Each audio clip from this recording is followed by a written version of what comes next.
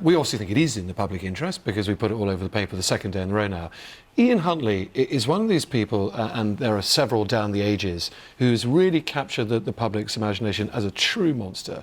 You know, for killing those two girls in 2002, people aren't ever going to forget him, a bit like people never forget the Moors murderers. There is an eternal fascination. Yeah. And what he says and thinks, especially if he shows remorse or doesn't show remorse, if he wants parole, like John Warboys, the cab rapist, he wants to come back into society, people want to know about that. So there's absolutely... Is actually the answer that by doing this, it's the flip side of the coin, that anybody who, the John Warboys thing is an example, suddenly there was this big outcry because actually the newspaper said this guy's about to be released. Ian Huntley should never be released by anybody. So maybe actually running this, the flip side of the coin, is it reinforces in people's minds his heinous crimes and makes people realise he should never be allowed. Well, there's absolutely that. But I think also, you know, getting inside the mind of Ian Huntley, what is it that you do? You're a school caretaker, you murder two 10-year-old girls. And then go on television searching. Why would you want to do that? I think that, you know, that is the route that people want to get to the bottom of. And do you think that he genuinely says he doesn't want to ever be released? He genuinely says that.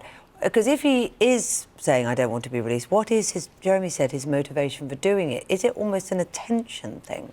So, interesting, of course, you know, did he release his tapes himself, or was he recorded, sent it to a friend, and a friend obviously got in touch with us? We know. They haven't told me, so I can't tell you. But, interesting, there is another story in our paper this morning, that he's had his favourite privilege taken away from him. He loves to get fish and chip takeaways. The prison governor took that off him yesterday, so the prison governor clearly thinks he's the guy responsible. He shouldn't have done it. What do you think, Ayesha? Well, look, I mean, I don't know how this has got out. It seems odd that this prisoner in a Category A cell has got a PR operation going on. That slightly disturbs me. But I think Tom is right. I mean, personally, I think once somebody has done a heinous crime like this, they almost get a kick off the oxygen of publicity, and actually we should kind of put them away and stop thinking about them and stop talking about them.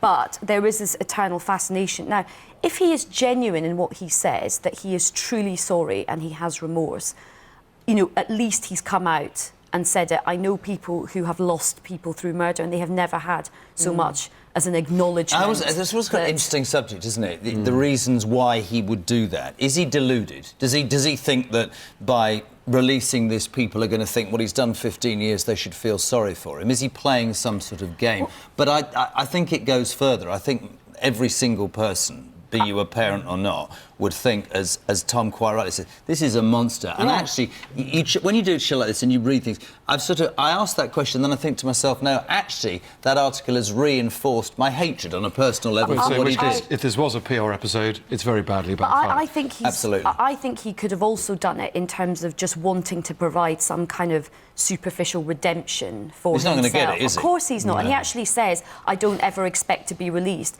But again, I think this is why, I understand why you've run the story, but I think we've got to stop talking about this. But he will be watching all of this and probably getting a bit of a kick out of the fact that we're still talking about him and, you know, we're... But will he, if he realises that people have seen through, if it is a PR smokescreen, and gone, do you know what? You're a heinous, disgusting human being who doesn't deserve to have your liberty, and that's it. 15 years on, 20 years on, 30 years on. Well, I think he's possibly trying to kind of send a signal to people that in prison, you know, you are allowed to have some resolution as a character. You spend a lot of time reflecting on what you've done. You know, the good prisoner goes on a journey and takes responsibility for what they've done and ultimately says sorry. I mean, that is the traditional journey of rehabilitation and redemption, if you believe in that stuff, through prison.